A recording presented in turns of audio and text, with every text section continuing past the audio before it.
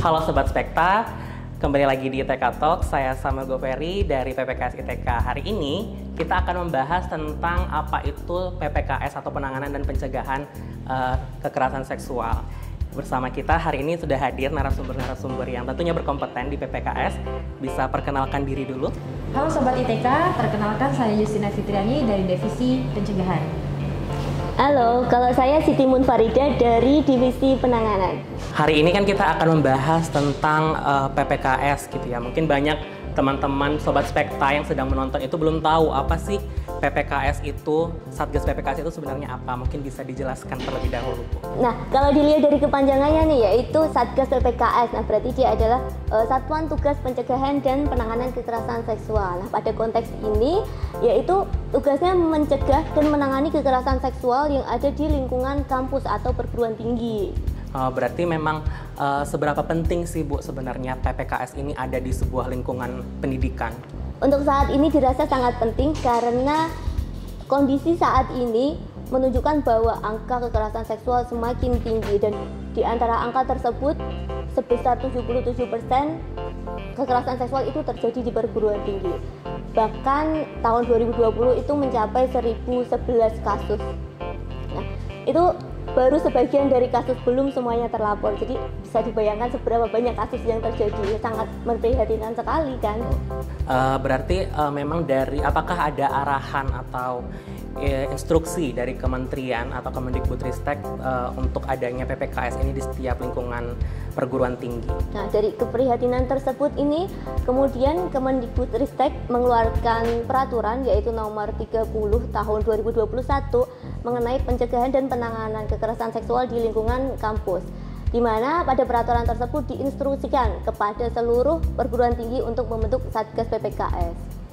Oke, baik. Nah, tadi kan sudah membahas tentang apa itu PPKS gitu ya. Mungkin bisa dijelaskan bagaimana sih PPKS ITK ini bisa terbentuk seperti itu? Untuk alur pemilihan tim Satgas PPKS ITK, yang pertama dibentuknya tim panitia seleksi yang berjumlah 7 orang. Nah, ini juga dari kalangan mahasiswa, tendik, dan dosen gitu ya. Kemudian setelah mereka membuka pendaftaran, kami dan Sivitas Akademika ini mendaftar, dan setelah itu melalui memenuhi ini ya persyaratan administrasi. Setelah itu uji publik, kemudian terpilihlah 9 anggota, 9 orang ya, yang 5 berasal dari mahasiswa, 3 berasal dari dosen, dan 1 dari tendik. Seperti itu untuk alumni. Oke, berarti sebenarnya ITK ini sudah punya Satgas PPKS ya, gitu. Nah, tadi udah berbicara tentang PPKS, kemudian kita membahas masalah utamanya, yaitu kekerasan seksual. Nah, apa aja sih tindakan yang bisa didefinisikan menjadi kekerasan seksual? Nah, kita yang disebut dengan kekerasan ya, itu adalah suatu tindakan di mana di dalamnya ada unsur paksaan. Nah, sama dengan kekerasan seksual juga itu. Jadi tindakan yang ada unsur paksaan tapi ke arah seksual begitu.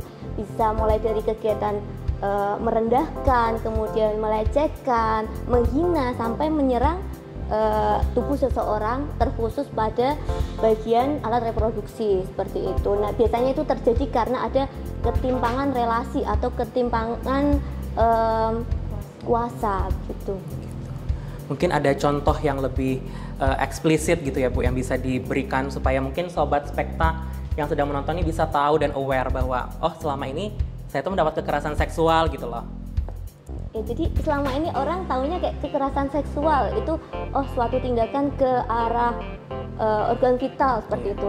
Ternyata tidak seperti itu. Jadi di dalam definisi yang diperoleh dalam Satgas PPKS ini tidak hanya itu, tapi bisa merupakan tindakan verbal, tindakan fisik maupun non fisik, bahkan yang menggunakan bantuan media sosial dengan maksud untuk merendahkan, menyerang bagian reproduksi seseorang, itu juga termasuk pelecehan seksual ya. Jadi misal kita lewat aja nih, terus kemudian ada seseorang yang memandang dengan tatapan yang tidak nyaman, tatapan seksual seperti itu juga termasuk pelecehan seksual. Yeah. Terus bersiul, iya, catcalling gitu juga. Ya. Termasuk jika kita diancam seseorang untuk melakukan suatu tindakan, terus atau juga diiming-iming, oh nanti kamu dapat nilai A nih kalau kamu melakukan sesuatu, nah sesuatu yang mengarah ke tindakan seksual itu juga termasuk kekerasan seksual. Intinya tuh dia mengalami, dia dipaksa untuk melakukan tindakan tersebut. Yang membuat si orang tersebut ya atau korban itu mungkin merasa tidak nyaman. Kayak misalnya kayak ditatap aja, kan itu berbeda ya, ditatap dengan ada unsur seksual dan yang hanya biasa saja menatap. Nah, jadi jika ada yang merasa atau pernah mengalami tatapan yang tidak enak ya dari seseorang, nah itu bisa dikategorikan dalam kekerasan seksual seperti itu. Nah, tapi makin kesini tuh Mas, ada hal-hal baru yang di situ kan tadi digarisbawahi adalah pemaksaan gitu. Namun kadang tuh ada modifikasi, ada akal dari para pelaku ini. Mereka mengemas seolah-olah ini tuh tidak ada unsur paksaan seperti itu. Jadi misal nih korban di treatment, diberi perlakuan yang baik-baik sehingga merasa nyaman seperti itu. Kemudian padahal di baliknya itu ada niat tertentu gitu. Itu pentingnya kita memberi pemahaman bahwa kita perlu sangat berhati-hati dengan kemungkinan kekerasan seksual yang terjadi seperti itu. Baik, berarti kayak ada manipulasi dari pihak-pihak tertentu gitu ya. Nah, dari banyaknya tindakan-tindakan kekerasan seksual gitu. Nah, bagaimana sih dampak yang sebenarnya bisa dirasakan oleh korban dari kasus kekerasan seksual itu sendiri? Oke, jadi memang banyak sekali ya dampak yang dirasakan jika ada seseorang yang mengalami kasus kekerasan seksual. Nah, yang pertama adalah dari dampak psikologis ya. Nah, di sini korban akan merasa trauma yang berkepanjangan, kemudian juga bisa merasakan stres, depresi, bahkan mungkin yang terburuknya nih kalau ini terjadi secara terus-menerus atau mungkin berkepanjangan ya sangat lama sekali, mungkin bisa membuat si korban ini bisa bunuh diri gitu ya. Kemudian ada juga dampak sosial. Nah, ini yang sebenarnya mungkin sangat dikhawatirkan oleh si korban karena adanya victim blaming dari lingkungannya. Nah, kalau kita mungkin sedang kuliah, kemudian ada yang merasa menjadi korban, kemudian kalau kita bercerita nih ke teman, takutnya wah ini kayaknya emang kesalahan kamu deh gitu. Jadi lingkungan itu yang malah menyudutkan si korban. Jadi dampak yang membuat korban merasa tidak nyaman itulah yang akan membuat psikologisnya semakin semakin buruk gitu ya. Oke, seperti itu saja untuk dampaknya. Tapi ya cukup banyak dampaknya. Hal-hal seperti itu tuh yang membuat kasus kekerasan seksual semakin meningkat ya dengan adanya victim blaming gitu. Jadi ketika korban mendapat perlakuan yang tidak baik, dia ingin melapor. Nah, tapi sebaliknya lingkungan malah mencemooh. Itu perlu sekali kita brainstorming kepada lingkungan, menegaskan bahwa ketika suatu kekerasan seksual terjadi itu bukan korban yang harus dihakimi, tapi kita justru harus melindungi, menemani korban itu. Yang harus benar-benar dikecam, disalahkan, dan mendapat hukuman itu adalah pelaku itu sendiri. Jangan sampai malah korbannya tidak berani melapor, terus pelakunya merasa aman, dia terus berbuat lebih banyak lagi, itu akan semakin berbahaya. Berarti mindset dari lingkungan sekitar tentang korban dan pelaku ini memang cukup berperan penting ya dalam dampak yang dirasakan oleh korban gitu. Nah, dari korban-korban tadi itu gimana sih cara mereka untuk bisa mendapatkan perlindungan dari Satgas PPKS ITK? Nah, kalau sebelumnya mereka kan belum ada badan yang menaungi mereka ketika mereka butuh curhat, butuh perlindungan. Dengan adanya PPKS ini, mereka diberikan wadah, diberikan ruang ketika mereka merasa mendapat perlakuan tidak baik, mereka akan mendapat perlindungan, bisa melapor melalui Satgas. Bisa dicari saja, kemudian kita kan sudah menyediakan hotline, bisa dicari di Instagram yaitu Satgas PPKS ITK. Nanti di bagian biografi ada link yang tinggal diklik di situ. Nah, di situ bisa terkoneksi ke WhatsApp, kemudian ada juga panduan apa yang harus dilakukan. Kemudian ada kuesioner juga tentang keamanan kampus sampai dengan form pelaporan jika memang diperlukan. Nah, apakah yang melaporkan ini harus korban atau bisa pihak lain gitu yang melaporkan? Mungkin ada saksi atau bagaimana? Gitu. Untuk melaporkan sebenarnya informasinya bisa disampaikan kepada Satgas, tidak hanya oleh korban, tapi juga misal orang terdekatnya seperti itu. Namun untuk tindakan yang akan kita lakukan itu bergantung pada persetujuan korban. Kita tidak bisa memproses kasus tersebut jika korban tidak menginginkan proses tersebut dilakukan. Jadi harus persetujuan dari korbannya. Baik. Nah, jika korban setuju untuk mendapatkan penanganan dari PPKS, tindakan apa aja yang sebenarnya bisa dilakukan oleh PPKS, baik terhadap korban maupun tadi bisa saksi ya yang melaporkan, kemudian juga terhadap pelaku, seperti itu. Oke, jadi tindakan yang dilakukan oleh tim Satgas PPKS ITK ketika ada yang melaporkan, gitu. Jadi yang pertama kita menanyakan kebutuhan korban. Kira-kira si korban ini maunya seperti apa? Apakah perlu pendampingan khusus atau kasusnya diteruskan atau seperti apa? Jadi kita benar-benar berfokus kepada si korban. Kita biarkan si korban ini bercerita. Jadi jangan pernah kita sebagai walaupun tim Satgas gitu ya, menanyakan secara detail sebenarnya masalah itu apa, atau malah memflashback cerita yang mungkin membuat dia trauma gitu. Jadi kita hanya mendengarkan si korban ini bercerita. Nah setelah itu kita juga melakukan investigasi kepada si pelaku dan juga saksi gitu ya. Kita meng-cross check apakah benar ada dugaan pelecehan seksual seperti itu. Nah hasil dari investigasi tersebut nanti akan kita rekomendasikan ya kepada pimpinan seperti itu. Jadi dari Satgas PPKS itu tidak berhak untuk memutuskan. Jadi kita hanya merekomendasikan kepada pimpinan, nanti selanjutnya pimpinan akan memutuskan ini harusnya selanjutnya seperti apa. Seperti itu. Nah, jadi dalam penindakannya tuh ada beberapa prinsip ya. Nah, yang pertama tuh yang paling utama yaitu mengutamakan kebutuhan dari korban itu sendiri. Tidak bisa dipaksakan itu.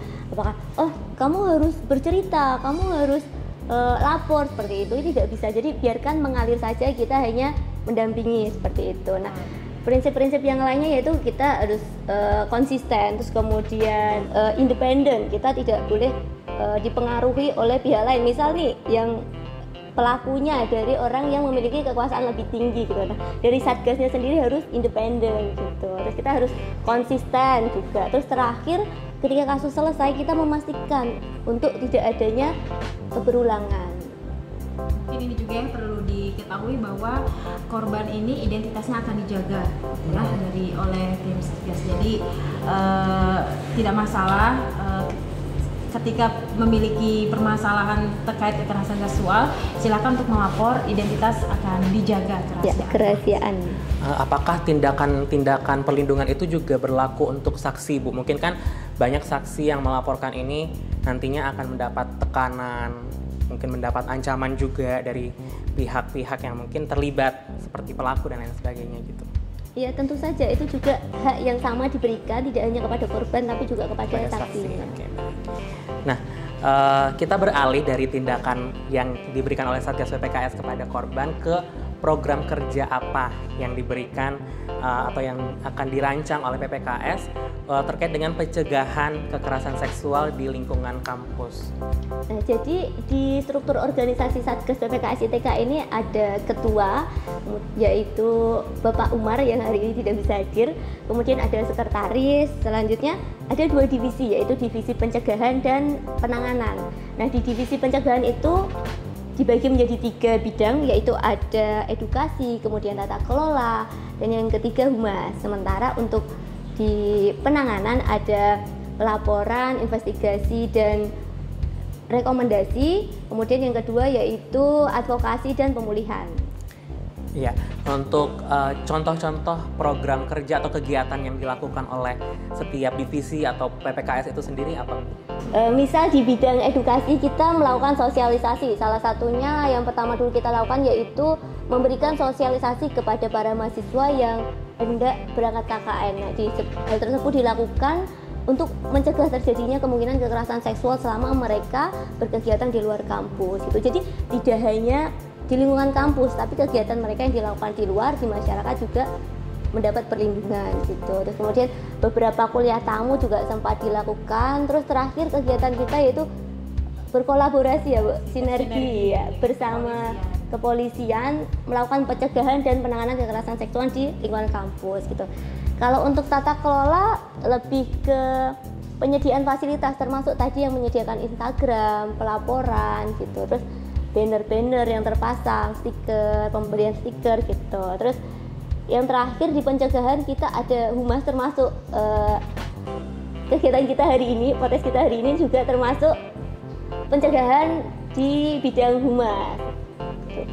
Juga ada survei juga ya Bu ya? Ada survei per 6 bulan sekali ya. Oke. Kemudian terakhir, harapan apa yang ada di BPKS ITK terkait dengan pencegahan dan penanganan kekerasan seksual terhadap seluruh sivitas akademika?